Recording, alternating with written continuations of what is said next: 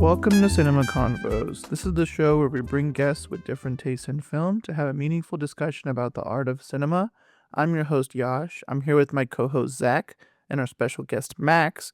And today we are discussing the year of 2004 in terms of cinema and how it's impacted pop culture and how we remember it and a variety of different things just relating to this year in film. And I wanted to ask you guys, is there a particular movie that comes to mind when you think 2004? Because obviously this is such an iconic year. And for me, easily, I think of Spider-Man 2 when I think of that year. But what is a film that comes to mind when someone just says 2004 to you? Max, do you want to go first? Yes, thank you for having me. Yeah, so 2004, so a little, background. I guess I was a kid at that time. I was 8. So majority of the films that I have are going to be more geared to like kids films.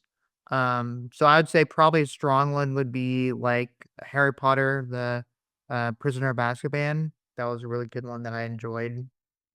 Yeah. Yeah, great film. I would argue it's not even a kids movie. Yeah, it's definitely one of the ones where like Harry Potter is kind of getting into like the darker elements of the book. Right. It's So definitely a turning point. I guess yeah, it's a more of a soft turning point for the franchise, but then Goblet of Fire is a true like this is yeah, dark now. that's when it like And changes completely. But yeah, it's just stop like intro to them becoming like they're getting more into like their teenage years. So I don't know. I've always enjoyed that Harry Potter movie. right. Yeah. A lot of people say it's their favorite. Not me personally, but a lot of people have a very high regard for Prisoner of Azkaban. So great pick. Yeah, it's sort of funny with Harry Potter. If you're making Prisoner of Azkaban not a kids movie, that only means the first two are like kids movies, if you can even call them that. I mean, they're I mean, yeah. I mean, Yeah, I would argue the first two are the kiddiest of the franchise, if any of them have to be. I mean, it's because they're kids, you know. Yeah, they are kids. Yeah, I guess when you're in the ninth grade, or I guess wait, are they in ninth grade in the third one or the fourth one? there's no grades. I mean, they're 13 in the third one. Like they started at 11, and it just a year older each year. Okay, but yeah, So I guess ninth grade would be like the fourth one. that's what I thought. yeah, Because isn't that the thing where it's like he's a ninth year and he gets picked he's a ninth year and he gets picked for the Triwizard Cup, and it's like 12th years only. No, it's he's a fourth year, and it's seventh years only. But yes, your I think math's a little off. that's right. I'm thinking of it in terms of American schools. And also, to be fair, I mean, Zach, correct me if I'm wrong. You got into Harry Potter a bit later in life, right? Yeah. So with me, and I'll just share a little story. So growing up, I actually saw the first five Harry Potters in the theater when I was a kid. I was not the one driving it. My mom's a really big Harry Potter fan, and she loves Harry Potter. And I was never really big into it. I'm like, I never read the books. It just never really appealed to me.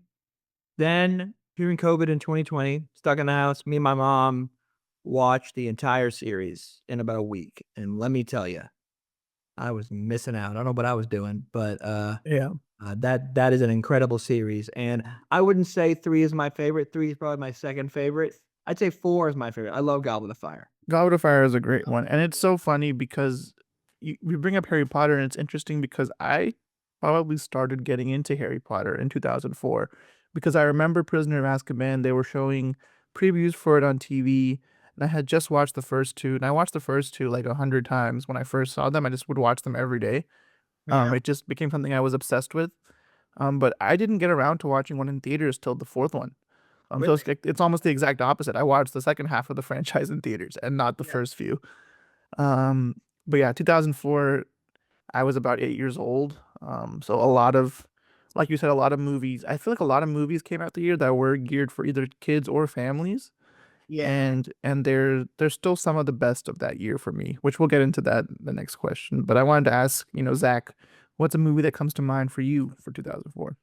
So I think for me specifically, 2004, as you said, I was also 8 years old, and we're all about the same age. So, or I think I was seven. Either way, We're all in the same like 7, 9 range. we're all on the same wavelength age wise. But same big with kids movies. But I think 2004, I would say, either Shrek 2, which I watched Classic. not too long ago. I watched both Shreks. It was on like Comedy Central or something. Shrek 1 and Shrek 2 back to back, and I was surprised how well they both held up. I enjoyed Shrek 2. I like it a lot. Shrek 2 is my favorite Shrek movie, and I will say this, before Harry Potter, the summer before I saw Harry Potter, I fell in love with Shrek 2, and I remember on a plane ride to India, I just watched Shrek 2 multiple times. And that took a 13-hour flight, so I think I watched it like 6 or 7 times in that flight alone. Yeah, that's great. That's insane, but understandable. Well, back then they're like the options were limited. Like they only had like a few movies available. Yeah. And I think I think yes, I just watched Shrek 2 many times on that flight, and it became my favorite movie up until I saw Harry Potter. You So know, a lot of favorites were changing around this time, despite how young I was. even with the infinite amount of options we have today, it would still be understandable to watch Shrek 2 over and over again on an airplane. Look, if you have like an hour and a half left in a flight, like it's a great way to spend that hour and a half. Shrek 2 is, I think Shrek 1 is great. Shrek 2 is even better, I'd argue. Yeah. But those first two are just really great movies. Mhm. And I just want to highlight two more films that I think of. I'm not or highlight another film that I think of in 2004. And it's not necessarily one of my favorites, but I'd say Mean Girls for sure. I think Mean Girls has only gotten better over time, the more I've watched it. We did a podcast episode on it early on in the podcast, We did. and I think I loved the movie more than I did when I watched it then. So that was 5 years ago, Yes. and I think it's a classic, comedy classic. Absolute, super fun, rewatchable film, and really encompasses, I think, what comedy was like at the time, at least teenage comedy.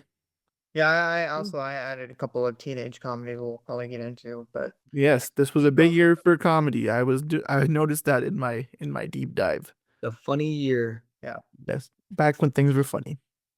yeah. We'll definitely talk about comedies, but I think with comedies, wait, so you said, Josh, it's a big year for comedy. What's your favorite comedy from 2004? So I definitely think if I had to pick a favorite, I mean Mean Girls, and if I had to pick a second favorite, the SpongeBob SquarePants movie. Honestly, like that movie is so funny and such a big part of my childhood. Yeah. But I'll name a few comedies that I've seen that I remember from that year, and you guys can probably speak more to comedy, because I didn't really grow up watching comedy. I think I watched a lot of comedy as I got older.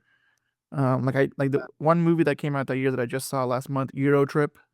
Yeah, Um, that's a good one. That White was Chicks, Dodgeball, um, Napoleon Dynamite, Anchorman, Team America World Police, Meet the Fockers, all films that came out in 2004.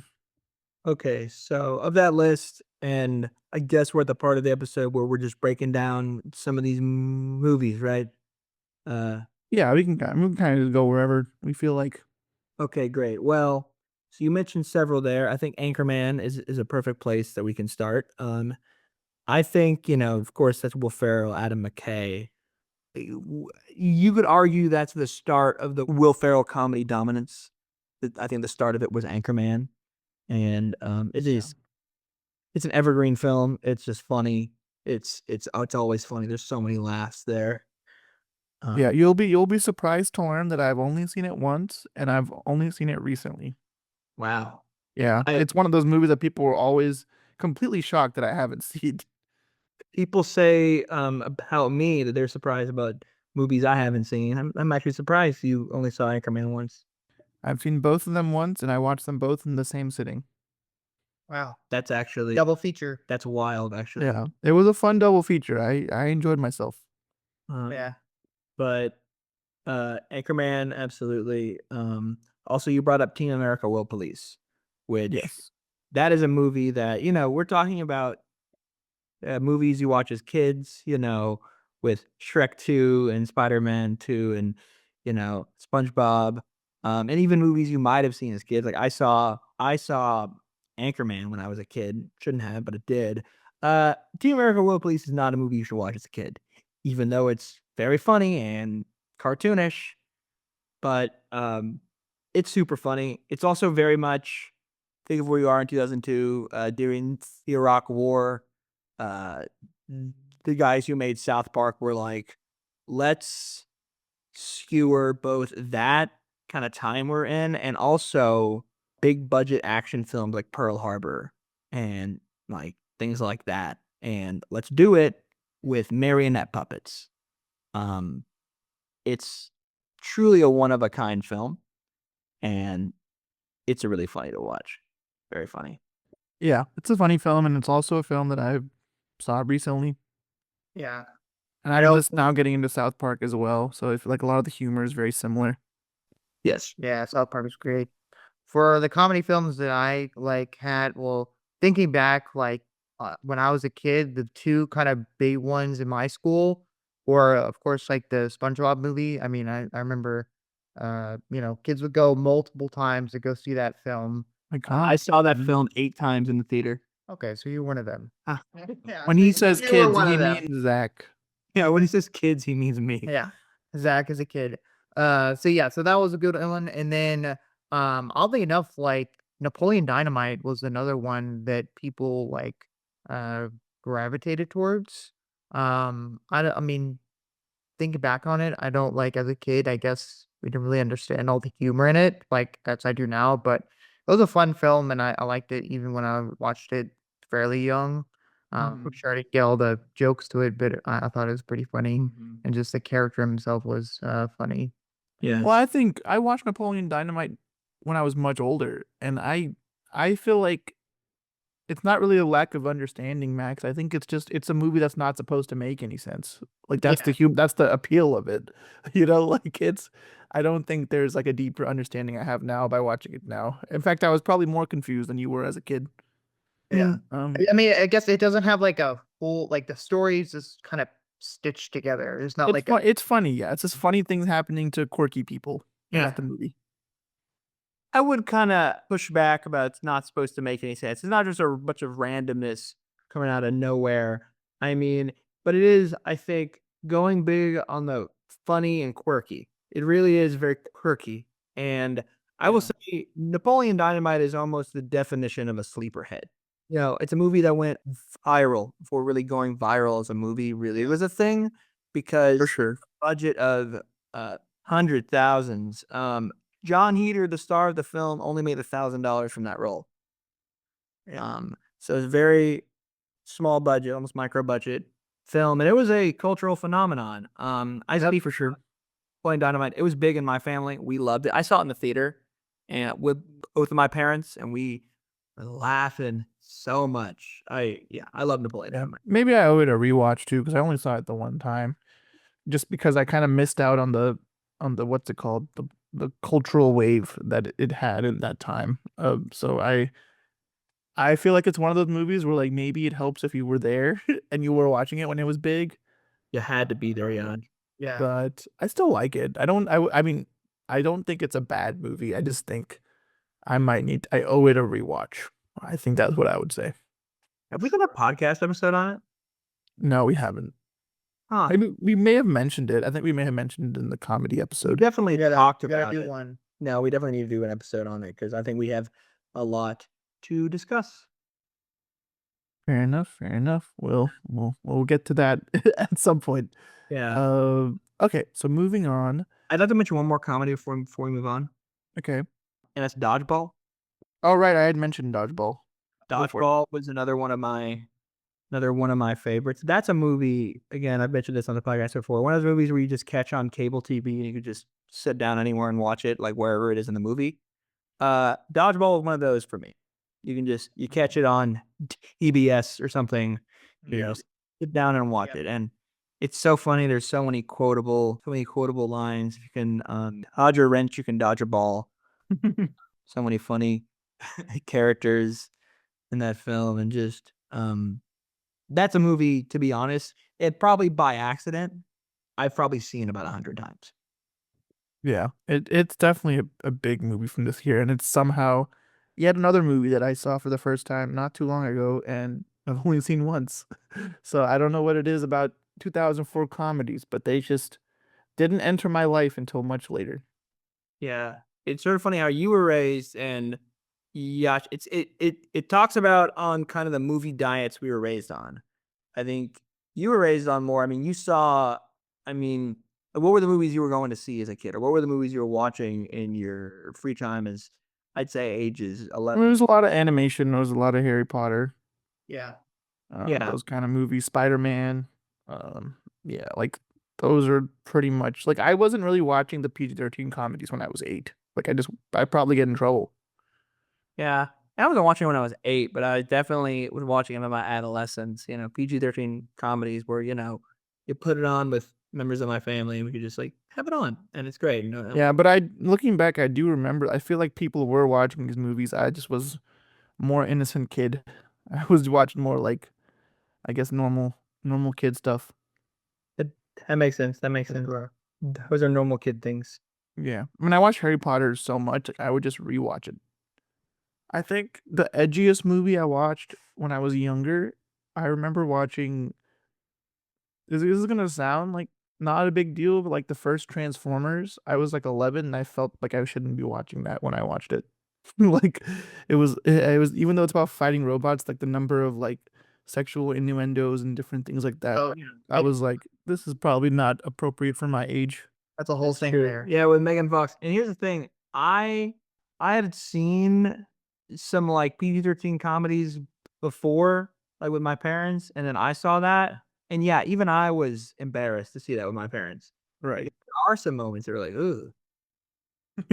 Yeah, no, it's just there's some movies even to this day that are a little bit uncomfortable watches with the folks, regardless of how old we get. I mean, and that's normal, but you wouldn't expect PG-13 movies to be that way.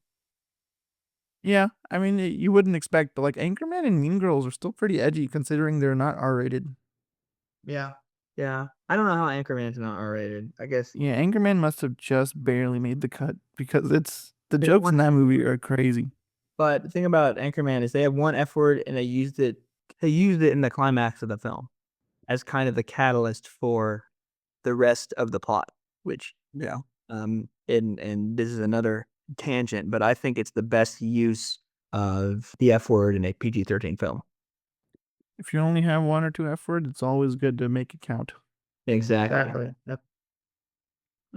Cool. Well, we've talked about a lot of different films from this year, but I wanted to ask you guys, what are some of your favorites from that year, and what's your number one favorite movie? And I don't mind sharing my current list first if you guys want me to. Sure. Yeah, go ahead. So I actually, and this bleeds into another question that I was going to ask, but to prepare for this episode, I made the decision to rewatch Million Dollar Baby, the Best Picture winner from that year, Okay. which I actually checked. We're recording this today on May 4th, 2025, and I monitor all my films on IMDb, and I had rated that film on May 4th, 2013. And that film drastically improved for me on this rewatch. So just a shout out to like rewatch films from 2 decades ago because they might grow on you over time. Yeah. But that being said, I'll go 10-1. Number 10, Hotel Rwanda. I'm pretty sure it's 2004 release. Let me know if It I'm is. wrong. It Okay. is. Hotel Rwanda, great film. Million Dollar Baby at number 9. You're gonna laugh, but number 8, the SpongeBob SquarePants movie. I'm not laughing at all. That is a Um, very serious pick. Number 7, Mean Girls. Number 6, The Incredibles. Number 5, The Bourne Supremacy. Oh, Number 4, Shrek 2. Number 3, Harry Potter and the Prisoner of Azkaban. Number 2, Spider-Man 2. And number 1 is a Bollywood film called Veer Zara, which is it's a epic romance film that I saw in the theater with my parents. So those are the movies my parents were dragging me to in the theaters in those days. I still remember seeing it in the theater. I've rewatched it over the years since then. It's one of my favorite Indian movies. I still think it's the best movie I've seen from this year. And it's such a great year. Bollywood was kind of cooking too. So like I guess it was just such an incredible year for movies in terms of like pop culture movies. And then the director Yash Chopra, this wasn't the final film he did. He passed away in like 2012. But this is one of his most like I guess regarded films. Um, and yeah, I basically consider it like his final great film that he did. So those are my personal top 10, and I imagine there'll be some crossover in y'all's lists, but I'd love to hear what are some of your favorites. Nice.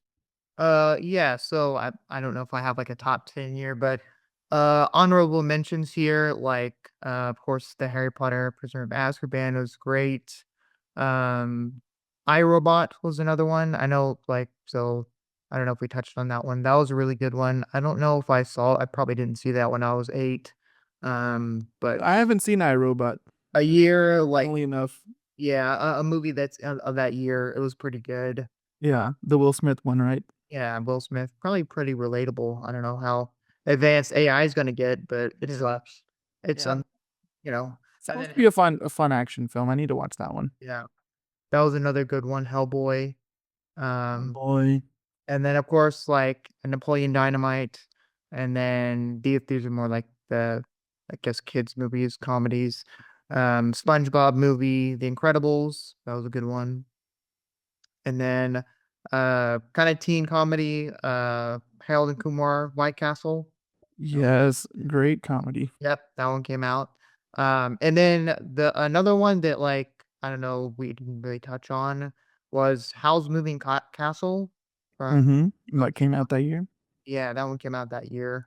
I remember when I was a kid. I don't know if it was in 2004 or when it was, but I remember on Cartoon Network they had like a month of Miyazaki. And I remember, like, I watched that movie and Castle in the Sky, and that, like, really turned me on to Hayao Miyazaki movies. It's Yeah. just, like, I'd never really seen anything like that before, really watched kinda anime like that. I was like, "Wow, I really like those films." So, that's where I kinda got the, enjoyment of, how Miyazaki movies from that kinda, like, Yeah, uh I did a dive on Studio Ghibli not too long ago, and those are all very unique. And yeah. Howl's Moving Castle is, it's a more polarizing one, I think. Some people love it, some people hate it. Yeah. Uh, I think it's okay. I think it's good. But also saw it recently. But I think the one thing about that studio is that like everything's gonna be very unique and different in every film they Yeah. do, which is cool. Yeah, definitely. Absolutely. So for me, let's see. I have a list of my favorites, probably cobbled together, kind of a top five or kind of a top few. I'm gonna mention my favorite one last, but among my favorites, I think are Napoleon Dynamite, absolutely. SpongeBob SquarePants. Um, it's not my favorite Quentin Tarantino, but give a shout out to Kill Bill Volume 2. It's not as good as Kill Bill Volume 1. I'm just gonna say it, but it is interesting. It is fun, and it is kind of a good conclusion to that Kill Bill saga. Um, The Incredibles is probably my second favorite of that year. Gosh, every time I rewatch The Incredibles, I'm like, this is not just a good animated movie. This is a great movie. Yeah. Like That's when Pixar, like, was really making good films and Pixar cooked with that one. yeah. They were Incredible is just a great movie. It's an added bonus that it's like a great animated movie, but it's just a great movie, period. Like the script is just that good. Absolutely. I haven't seen it in forever, but I remember Hideaways being really good. It's a good one.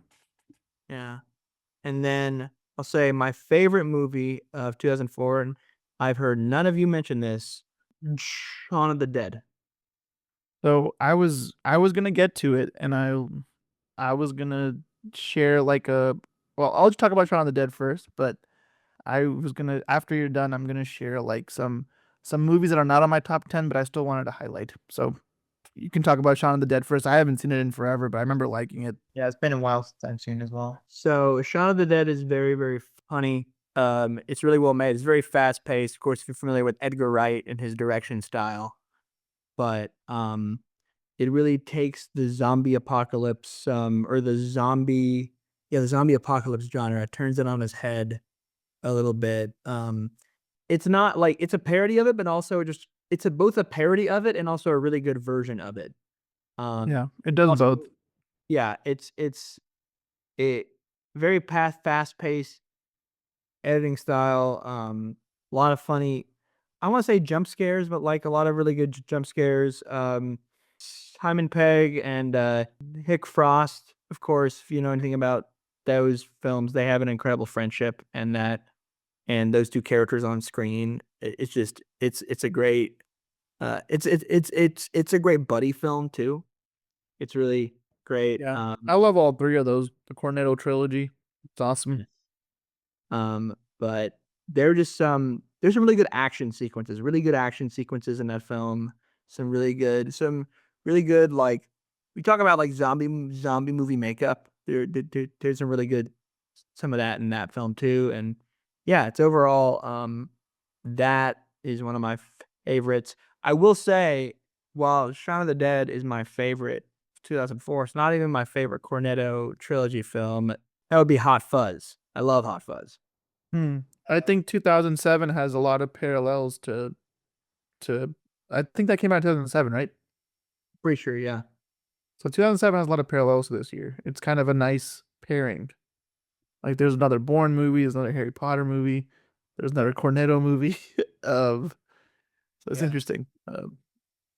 Lot I of don't- sequels in 2004. a lot of the same sequels that are Spider-Man 3 came out in 2007. Yeah. A lot of this movie kind of set up 2007 nicely.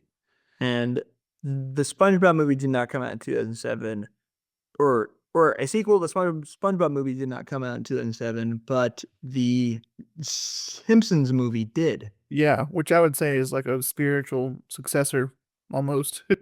Well, a spiritual successor in terms of my life, because I had not been ever excited for a movie as much as I had been for the Simpsons movie. Well, okay, I was as excited for the Simpsons movie as I was for the SpongeBob movie, and to this day, I have never been more excited for any two films than I was for those. No movie has topped it, and quite frankly, no other movie will. Yeah, that's a movie I feel like I should watch again now that I've watched Simpsons movie like at least 10 times, maybe more. But I have now that I've watched a lot of the series, I'd be curious to go back and revisit it. And to be fair, of course I've seen better films than both of them. Since is far from one of my favorite animated films, but the level of excitement that I had, 'cause I was such a huge Simpsons fan. I still All am. right, it was a cultural event. Yeah. mean, I stayed up all night the night before. We Really? got it. Wow. We went 11 a.m. on opening Friday, Oh. and I was very very excited. So I'd like to highlight a few films that some of them we mentioned, some of them we didn't, but these are also great movies that are worth seeing, and I don't want to leave them out because they're not in the top 10 necessarily.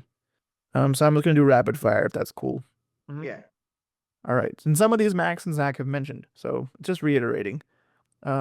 Hellboy, The Notebook, Ocean's 12, Takeout, Loom, The Day After Tomorrow, Eternal Sunshine of the Spotless Mind, 13 Going on 30, The Terminal, National Treasure, The Polar Express, Kung Fu Hustle, Sideways, Downfall, Collateral, Harold and Kumar Go to White Castle, Troy, Shaun of the Dead, Before Sunset, Miracle, Super Size Me, and Saw. Yeah, that's a good list. It's a lot of movies. Yeah, those are all quality films from this year, I think. I had like two Christmas films. One was like, yeah, the Polar Express, and then also like a Christmas movie that I always watch with my mom is Christmas with the Cranks. That also came out in 2004. Yeah, So I haven't seen that one yet. I just saw Four Christmases with upon Zach's recommendation last Christmas. yeah, love I Polar I recommend It's a fun one. it's pretty good. Yeah, you had mentioned Saw that was a good one. The first Saw is a great movie. The rest of them, eh. But the first movie is a really good crime thriller. I think that was kind of the start of like, I mean, correct me if I'm wrong, but like the kind of franchise of like psychological like torture horror movies, I guess. That's a It thing. Saw definitely, I mean, Saw launched like that like more crime thriller aspect of it. Yeah. Because like we already had a couple Final Destinations by this point, Yeah, oh yeah, I forgot about and both franchises are ongoing to this day. So Yeah. people still show up to watch those, including myself. Yeah. When I think of late 90s, early 2000s, and I think this was the early 2000s and mid 2000s bleed together, horror really came to be very commercialized, where you could commercialize and you could package and market horror very well to mass audiences. And I think before then, say for the Halloween, Friday 13th, I mean, those weren't as Much slasher films. more slasher films. They kind of had a stigma to them. Less, I don't think they were as commercially successful until kind of the late 90s. And I think films like the Blair Witch Project and Terrifying film. Final Destinations and Saw, all those were um, instrumental in making horror marketable for the masses. You wouldn't have films like Paranormal Activities or like Insidious or like those kind of Yeah. ones. Yeah, I think horror was more in like a, I guess with the development of visual effects, it was more like in a shock value kind of phase. Yeah. Like, what can we show to bring people in? And the Saw movies are kind of, they fully capitalized on that in the sequels. Yeah. I have not seen Saw. I'm not as big in those kind of horror films, I'll be honest. And I've heard and I've heard you say it, Josh, like, well, you gotta see the first Saw. I think if you're not a Saw fan, if you don't want to see people getting tortured, Saw 1 is really still worth watching. It's still, Yeah. it's not quite, it doesn't lean as heavy into like the traps and like the gore Mhm. as much as the sequels do. Yeah. I will say I watched Saw 3 in high school and I hated it. No, I was literally, I'll share a story real quick. Like I used to claim I'll never watch Saw, that doesn't sound appealing to me. And then in freshman year of college, my couple of my friends in my dorm were like, "Well, you have to watch one of them. You have to give it a fair chance." And they showed me Saw 3, and I hated Saw 3 because it was just gross, it was just violent. So I just never thought I'd go back to Saw after that. But then I saw Saw 1, like just to see how this franchise started, and I realized, oh, this is totally different from Saw 3. This is like more of a police investigative thriller with some, twists and some gross stuff, but nothing you can't sit through. Yeah. Saw 2 is where it starts to really become more about the traps, and like Saw 2 is also pretty good actually. But then Okay. Saw 3, 4, 5 all suck. I went back and watched the entire franchise because Saw 10 was the first movie in like to ever get positive reviews on Rotten Tomatoes. And it's a prequel. It's like takes place between Saw 1 and Saw 2. So I watched Saw 2 and I watched Saw 10. And I think Saw 10 was kind of fun too. And then I watched 3 through 7, 8, however many there are. And I liked a few of them. I mean, there's creativity in those movies, but some of them are just bad. Like if Yeah. you're just gross with no story, then it's not worth it. Yeah. But Saw 1, Saw 2, Saw X, watch that as a trilogy. Like that's the best way to do it. Skip the others. Right. I mean, that's good on you for sitting through Saws 3 through 8. Yeah. Dude, I watched all of them in like the same week. All right. Yeah. Why would you that do takes that two to yourself? I was like kind of hooked. Like even though it wasn't great, like I was like, this is kind of fascinating. Like a lot of people, like there's people out there who this is one of their favorite franchises. Are you okay? Because that seems like that's a week where you're going through some stuff. Well, there's a scene in Saw 6 where it's a flashback with Jigsaw and he just says the word piranha out of nowhere, and to this day it's one of my favorite movie moments in all of cinema because it makes no sense from a screenwriting perspective. That's And hilarious. Well, so to be fair, if you're looking for Yuyasha, an inspiring screenwriter, if you're looking for wisdom and consistency in screenwriting, maybe don't go to Saw 6. Saw 6 is not the place, but Saw 10 might be the move. Okay. Yeah. Okay, so moving on to the opposite side of the coin. What are some movies from this year that you don't like? And I can start out because I have to disagree with Zach on something that I've been holding on to. So, Kill Bill Volume 2 is actually my least favorite Tarantino film, and I don't like it. Maybe I should watch it again to be completely fair. Because Kill Bill Volume 1 is my favorite Tarantino film. I think both the volumes are so different. Like they're not the same kind of movie at all to me. Um, and I've watched Kill Bill Volume 1 like 3 or 4 times. So maybe I'll watch it again, Zach, but as it stands, I don't remember liking it. I mean, I'll be honest, I don't think you're entirely incorrect. I think Kill Bill Volume, I don't disagree with you. I think Kill Bill Volume 2 still might be that. I think that might be Tarantino's my least favorite Tarantino film. That's just how highly I think of Tarantino. I think I like all his movies. Right. Um, Yeah. I would say I like all the other ones. So this is the one I remember just not liking. But that Right. being said, I mean, it was a while ago. Yeah. I mean, I don't think it's nearly as good as Kill Bill Volume 1. Kill Bill Volume 1 is something else. That Volume one 1 is awesome. Kill Bill Volume 1 is probably in my top 10 favorite films if I really had to sit Yeah. down and think about it. I don't have a top 10 or a top 100 like you have, Yash, but I have a top 60 right now, not 100 yet. you will soon. You'll have a top 100 very shortly. But if I had to sit down and think about it, Kill Bill Volume 1 would probably be in my top 10. Yeah. Um, Yeah, Volume 1 I can wholeheartedly say is a great film. Another film I didn't like from this year, from a filmmaker who's super hit or miss, The Village. I don't care for The Village. Some people like The Village, so it's a bit of a divisive to say it's a bad movie. For me, it's just kind of boring. I don't think the twist is that exciting. But it has a following, so I won't say it's like a truly terrible movie. But however, there's one film we haven't mentioned that is one of the worst films I've ever seen in my life, and that's why you should watch it. And that is Catwoman Yeah, that Catwoman. Oh my gosh. with Halle Berry. It Yeah. has to be seen to be believed. I agree. Yeah, it's Hilariously bad, honestly. Like you should have watch parties with this movie. it has like nothing to do with like even the character of Catwoman. Just like Oh yeah, the lore is not there.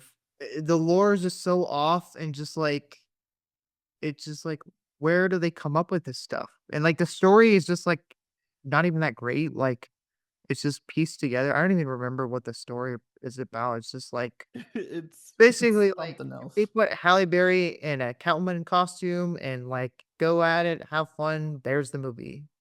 Like no Yeah. plot at all. And I'm looking at my blog. I watched this movie around Valentine's of 2023, and then Valentine's of 2024 I watched Madam Web. Oh What no. about Valentine's? This Valentine's I watched The Proposal. I'm moving upward for sure. That's a much better that's a much better film. Yeah, but outside of these three films, I couldn't think of any movies that I truly disliked from this year. Okay. Yeah, I would say Catwoman was pretty bad. Um, I don't know if like I'd probably have to rewatch it, but I would think Shark Tales maybe wasn't the best. Shark Tale is not very I good, mean, I'll say that. yeah, it's like it probably was He great. turned my son into a dolphin. Yeah, if I rewatched it, I'm probably like, this is just not that great. Shark Tale, Scorsese's finest hour. I said what I said. Yeah, and then there was a lot of like just random kind of like sequel movies. Like there was The Lion King 1.5. Mhm. There's like Mulan 2. I don't know. There was a couple more I can't think of, but like just sequels that didn't really need to be a sequel, I think. Well, I mean, I consider movies like Shark Tale, Lion King 1.5. Like I was a target audience for them when they came out. Yeah. Like and there's a few other movies in that category. I mean, that I have listed here. Like there's a Disney Channel movie, Halloween Town High. Okay, I'll be honest. I like that one. That No, was these are movies I like because of Oh, okay. nostalgia. Like Yeah. I'm including Shark Tale and Lion King 1.5 in that list because they're Yeah. movies I watched as kids. Nostalgic wise, they're great, but like Um, if you watch them again movie wise, they're Around the World in 80 Days, the remake. I like that Oh. film. Yep. Garfield the movie, probably not good from today's standards, but I liked it as a kid. Yep. I also liked it as a kid. Bill Murray as Garfield is fantastic. He's Yeah. he's my Garfield. Is that the one they went to London or didn't That second one, It's a tale of two kitties. Okay. These and if you ask me, that's a contender for the greatest movie title of all time. Garfield 2: A yeah, Tale. the kitties. I have both on DVD. Classic. It can't Another, be another film that I love and many critics would say it's a bad movie. Scooby-Doo 2: Monsters Unleashed. Great movie Well, from that year. those critics They're wrong. don't know Jack. Yeah. That's Scooby Doo. Yeah, the Scooby-Doo live action films are actually pretty solid. They had the classic monsters from Scooby Doo. What more could you ask for? And I'm gonna name one more movie that I watched probably at least 1,000 times, like on VHS, is Catch That Kid. Yes, that was actually on my list as well. That was- Kristen Stewart in the lead, where they rob a bank on go-karts. Yep. I actually don't know this movie. Oh, you need to. I'm sure it's on Disney Plus or something. It is a But yeah, it's classic. basically like her dad, I think, has like cancer or something, and He needs a surgery, Needs a and surgery. she robs the bank where her mom works at. Yeah, but like the whole thing is like they're on go-karts. Needs like surgery, so Rob, so So like they're like big into racing and like they have like a Yeah. go-kart, like I guess, or track or whatever. Yeah. And so she's big into like go-karts and like And then her mom works at the bank, so they're able to get some like intel on how to break into it and Yeah. stuff. So there's an elaborate plan. They rob the bank. um, I forget how it ends. I think we sound kind of crazy to Zach right now. Yeah. well, I mean, robbing a bank to fund an operation. This sounds a lot like Dog Day Afternoon, but just on go-karts. Well, it's like I saw Dog Day Afternoon. It's obviously Dog Day Afternoon's a better film, but Catch That Kid is a little different because there's Yeah. you see all the stuff leading up to the heist, and like Dog Day Afternoon is largely in one location, so it's different. There's like a kid element to that movie as well. There's like a childhood, like it's a PG film. It's a good gateway into heist films if you want to get into heist films and you're young. Yeah. So you're saying a great double feature, especially for a family, is first Catch That Kid and then Dog Day Afternoon. I mean, I wouldn't say both of them are family friendly, but sure, they're similar. I also want to add to, like kids movies, the Agent Cody Banks movie. Yes, the second one. That one was good. I always loved those. That one he was in London, I think. There was some He's a sequence- Destination London. Yeah. Yeah, Destination London. Anthony Anderson was like his sidekick in that film. Yeah. Yeah, the Agent Cody Banks movies are the ones. I mean, they're. I mentioned in a previous podcast that I had a summer where we went to Hollywood Video. I'm pretty sure both of those movies were watched in that summer. That's great. I'm surprised there's not more. Great No summer. remakes. An amazing summer. That was like a very pivotal summer for me for sure. Yeah. Who do we contact to make more of those? Frankie Muniz, he will fund them himself. Yeah.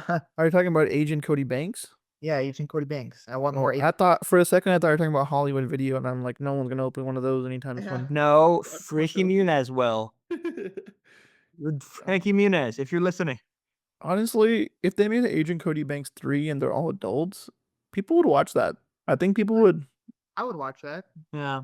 even if it was a direct to streaming movie. Like they brought back Beverly Hills Cop, and in my opinion, the fourth Beverly Hills Cop is the best one since the original. So it's doable. Great. Anyway, so I don't really have a lot of films I would say are my least favorite. I don't go out of my way to watch bad movies. I'll say that. You're missing out. Right. I Well, yeah, I mean, you should watch Catwoman though, for real. I will watch Catwoman. Just for the curiosity. It's so miraculously bad. Yeah. I do just have an opportunity. I don't think I talked about in the last question of like films I want to shout out, but one film I want to shout out. This isn't necessarily like an underrated film, but it's like there's one another comedy I thought of. Did you ever see the Starsky and Hutch? I actually haven't, but I know I've heard of that film. I know which one you're talking about. It's like it's pretty solid. I'd say for me it's a solid 7 out of 10. Better than I thought. There's some good laughs. There's some good Ben Stiller, Owen Wilson. It's adaptation of a 70s. It's a TV show. But what they're doing is they're just borrowing the IP, basically. It's Todd Phillips. I think it was his movie right after Old School, right before The Hangover. Yeah, it's one of the I think one of the only Todd Phillips films I haven't seen. Yeah. It's pretty good. Vince Vaughn is like the bad guy. He's good. Yeah, I have to see that. I've not seen it. That sounds like a movie that we'd enjoy. This particular trio. Yeah. Yep. No, that seems like a movie you'd find some stuff out of it. I have a very vivid memory. This is completely random. Max, I think you may have been here. Do you remember in our high school? Do you remember like our homecoming dances in high school? Yeah, vaguely. So freshman year, I think all the freshmen in high school, we had like a dinner beforehand. Do you remember this? No, By chance? okay, I'm blanking there. Okay, well, I have a very good memory. We had a dinner before our homecoming dance for all the freshmen. Okay. And then we all went to the dance together. It was at like a tennis club or something, in the banquet room at a tennis club. And there was a little TV area. I just remember about 10 of us huddled around a couch on cable watching the Starsky and Hutch movie for about 20 minutes. Okay, I don't know how you remember that, but that's amazing. I have really weird sporadic memories of my childhood that just pop out. Yeah. And that's one of I literally don't remember that at all. well, okay. Apparently even saw that movie. I don't remember. Apparently Love it. every time. Yeah. Apparently every time. All right. All righty. So I had mentioned that I rewatched Million Dollar Baby last night to, get kind of in the mindset of what 2004 was like, and also because I had felt like I wanted to watch that movie again for a long time. Did you guys rewatch or watch anything to prep for this episode? Yes, we did. Yeah. So we watched a movie you mentioned, Doom. Nice. Have not seen that movie in 20 plus years, but Yeah. I've seen the sequels many times. That was actually, so this was my first time watching it, so I wasn't really accustomed to Bollywood movies. I'm sure it has not aged that well if you're watching it now. No, but I loved it. I thought it was great and funny. I Yeah. loved Yeah. Ali in it. He was hilarious. Yeah, all those two characters are in all three of them, and I think Doom 2 is where the movie really stands out. But however, I rewatched Doom 2 recently, and realized I think I just love this movie a lot because of nostalgia, because there are some technical things that aren't great. But they're blockbuster movies at the time, they're fun. There are tons of technical things in this film. Now, I don't have the nostalgia you have. I can definitely see it. I'm like, oh, I could see some nostalgia because nostalgia from 20 years ago is nostalgia from 20 years ago. No matter where you are in the world, it does right 2004.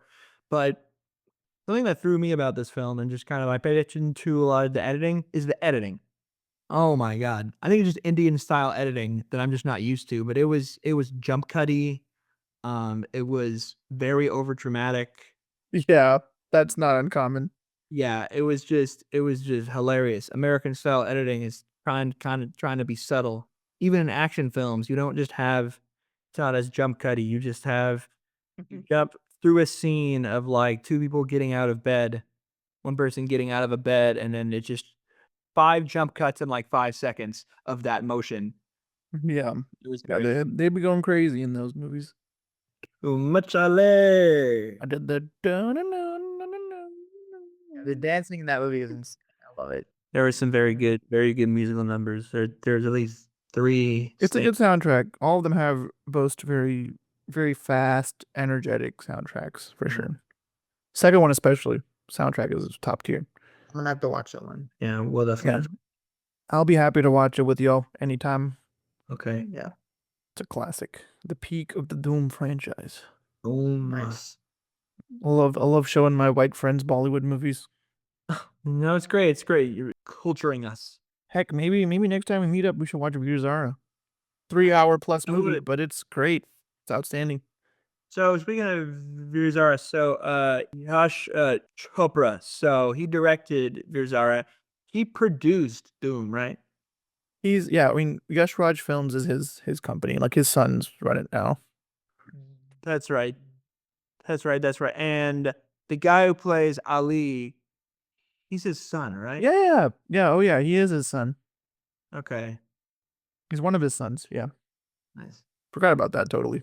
But yeah, yeah. Yeah. But yeah, no, I definitely will have to show you Veer Zara. It's a great film. You'll need a box of tissues, but it's outstanding. Okay. SRK in his prime. All right, and I'm gonna ask one more question. Are there any unconventional picks from 2004 that we haven't mentioned or that people may have forgotten about?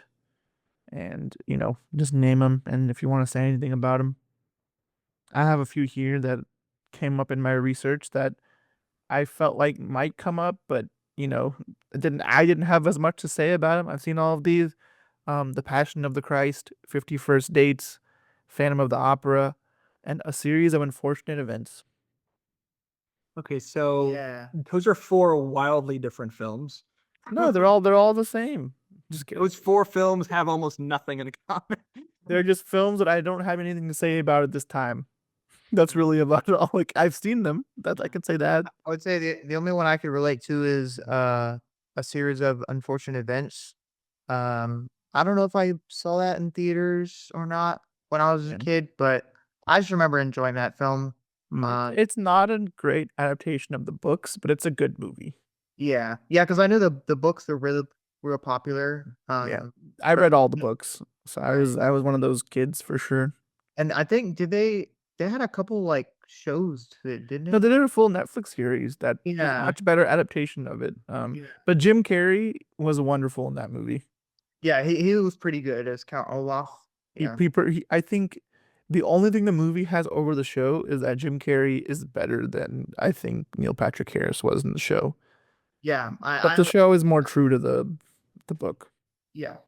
Um, I remember seeing that movie in theaters when I was a kid. I don't remember much about it, but I remember not liking it, and I haven't given it a chance since. Yeah, I mean the books are very bleak by design, and the movie is pretty much books 1, 2, and 3, like kind of rolled into a movie. Like it starts with 1, gets into the story of 2. There's 13 books, so Oh, right. that's why they did a series. A series is a much better fit for that series, Yeah. a TV series.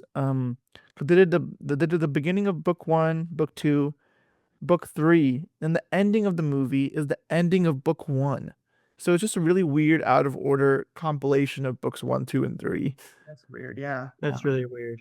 But the show did it justice, and I'm glad they finally were able to do that. But still, Jim Carrey is still a standout in that movie. Cool. And then I wanted to mention, out of the Best Picture nominees, I've only seen 3 out of 5 of them.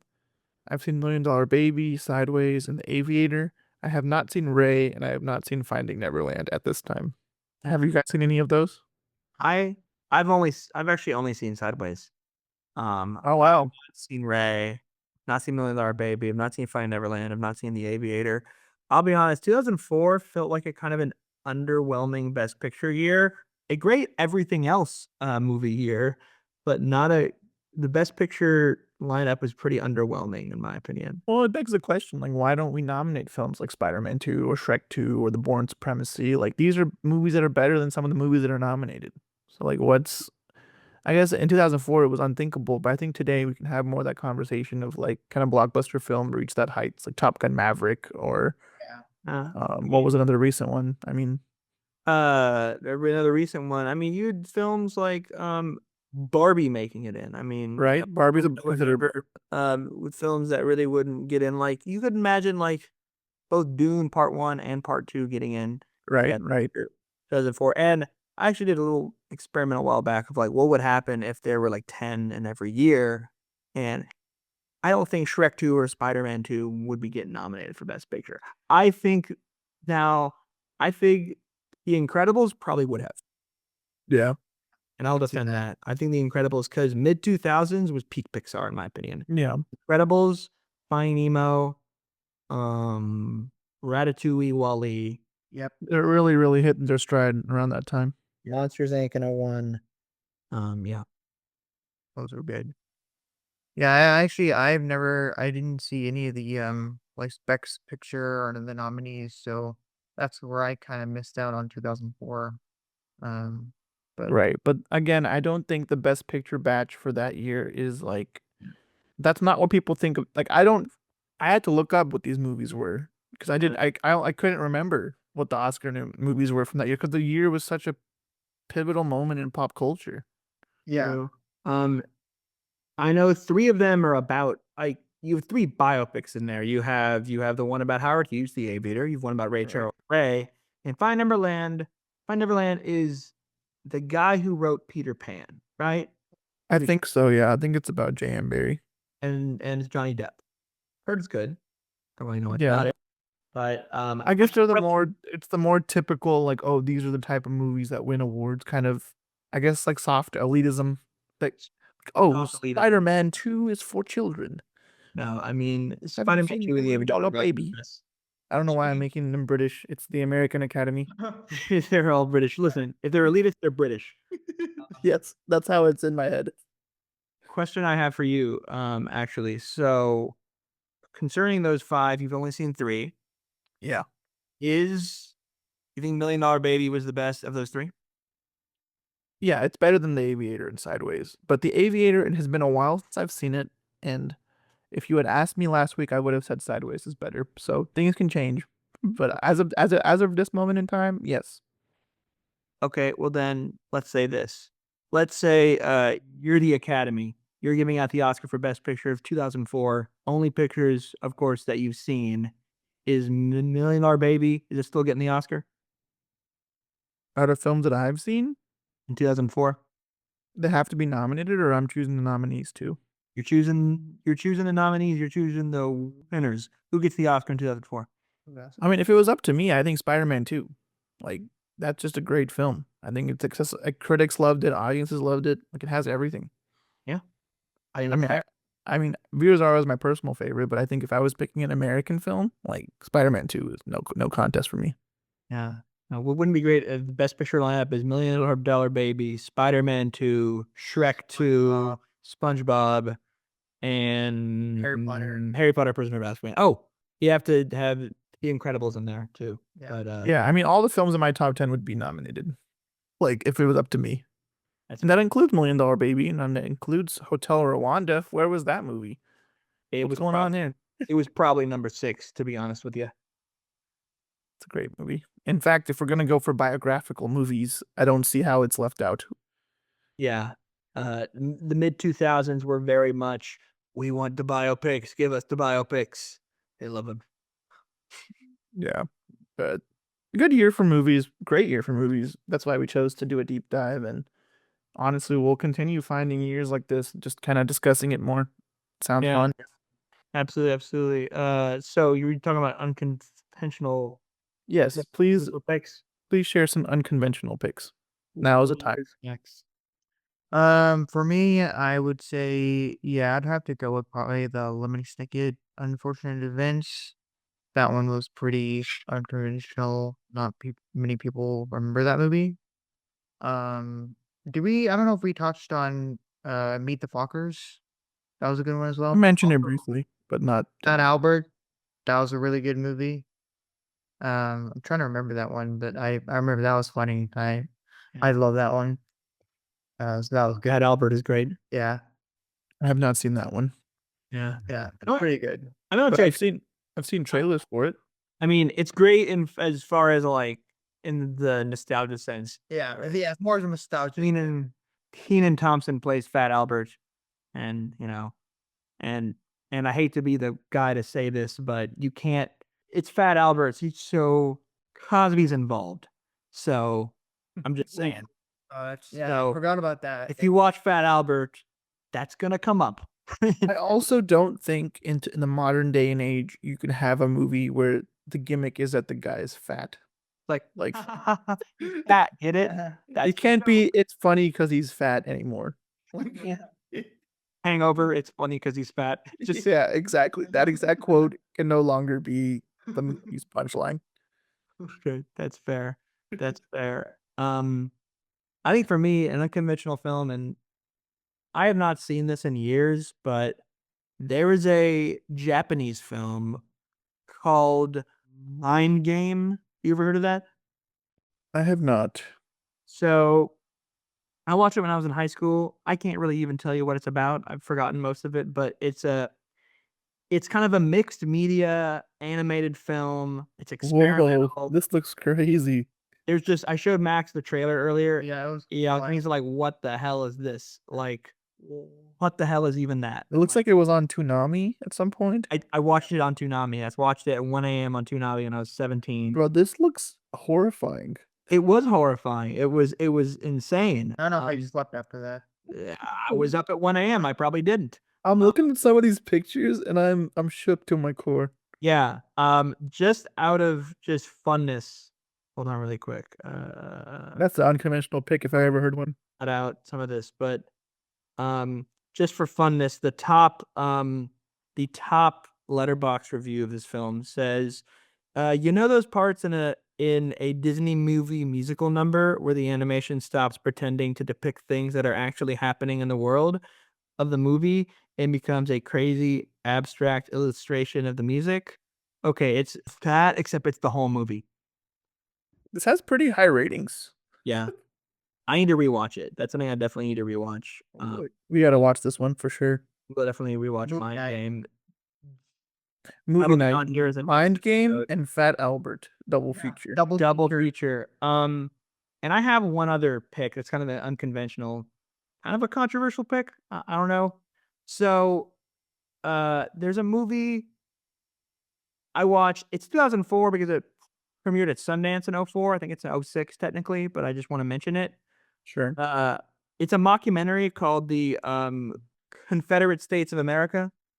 It was written by the guy who wrote Black Klansman with Spike Lee, and Spike Lee produced it.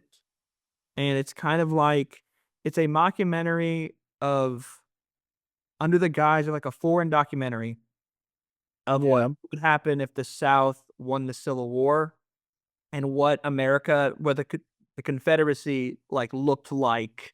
And it's complete with like fake ads throughout the film of like, That's crazy. society. It's pretty politically incorrect.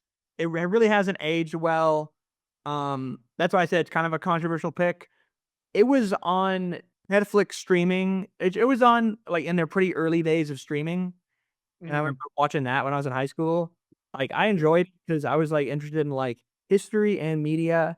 And I'm like, this is a really cool concept. And then that guy, the guy who made it was like a college professor at the time who made his like dream project, and then he ended up writing Black Klansman. But it's a really interesting film, and I wanted Yeah. it as an unconventional pick. Those are definitely some unconventional picks because I hadn't really heard of them. Yeah, absolutely. All right, fellas, was there anything else we wanted to talk about, or are we good? I think we touched everything. Hey, I actually have a question for everybody here. Sure.